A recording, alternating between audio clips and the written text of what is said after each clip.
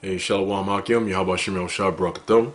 Today we're going to read the Wisdom of Solomon, chapter 17 and 18. This is the Wisdom of Solomon, chapter 17. For great are thy judgments and cannot be expressed. Therefore unnurtured souls have erred. For when unrighteous men thought to oppress the holy nation, they being shut up in their houses, the prisoners of darkness and fettered with the bonds of a long night, lay there exiled from the eternal providence. For while they supposed to lie hid in their secret sins, they were scattered under a dark veil of forgetfulness, being horribly astonished and troubled with strange apparitions. For neither might the corner that held them keep them from fear, but noises as of waters falling down sounded about them, and sad visions appeared unto them with heavy countenances. No power of the fire might give them light, neither could the bright flames of the stars endure to lighten that horrible night. Only there appeared unto them a fire kindled of itself, very dreadful. For being much terrified, they thought the things which they saw to be worse than the sight they saw not. As for the illusions of art magic, they were put down, and their vaunting in wisdom was reproved with disgrace. For they that promised to drive away terrors and troubles from a sick soul were sick themselves of fear, worthy to be laughed at. For though no terrible thing did fear them, yet being scared with beasts that passed by, and hissing of serpents, they died for fear, denying that they saw the air, which could of no side be avoided. For wickedness condemned by her own witness is very timorous, and being pressed with conscience always forecasteth grievous things. For fear is nothing else but a betraying of the succours which reason offereth, and the expectation from within, being less, counteth the ignorance more than the cause which bringeth the torment.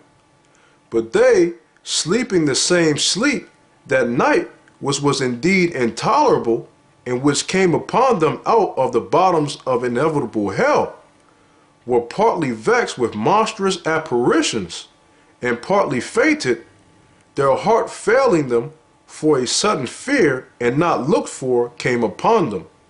So then, whosoever there fell down was straitly kept, shut up in a prison without iron bars. For whether he were husbandman, or shepherd, or a laborer in the field, he was overtaken and endured that necessity, which cannot be avoided, for they were all bound with one chain of darkness.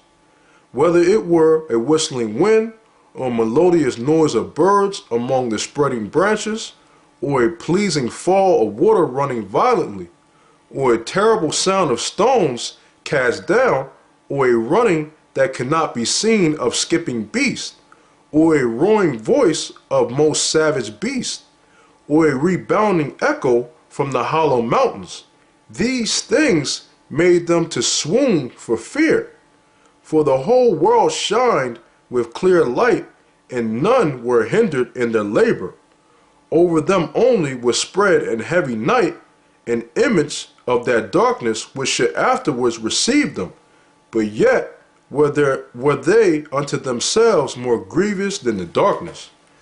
This is the Wisdom of Solomon, chapter 18. Nevertheless, thy saints had a very great light, whose voice they hearing, and not seeing their shape, because they also had not suffered the same things, they counted them happy. But for that they did not hurt them now, of whom they had been wronged before. They thanked them and besought them pardon for that they had been enemies. Instead whereof thou gavest them a burning pillar of fire, both to be a guide of the unknown journey, and a harmless sun to entertain them honorably. For they were worthy to be deprived of light, and imprisoned in darkness, who had kept thy sons shut up, by whom the uncorrupt light of the law was to be given unto the world. And when they had determined to slay the babes of the saints, one child being cast forth and saved to reprove them, thou tookest away the multitude of their children, and destroyest them altogether in a mighty water. Of that night were our fathers certified afore, that assuredly, knowing unto what oaths they had given credence, they might afterwards be of good cheer. So of thy people was accepted both the salvation of the righteous and destruction of the enemies. For wherewith thou didst punish our adversaries, by the same thou didst glorify us whom thou hast called. For the righteous children of good men did sacrifice secretly, and with one consent made a holy law, that the saints should be alike partakers of the same good and evil, the fathers now singing out the songs of praise. But on the other side there sounded an ill-according cry of the enemies, and a lamentable noise was carried abroad for children that were bewailed. The master and the servant were punished after one manner, and like as the king, so suffered the common person. So they altogether had innumerable dead with one kind of death.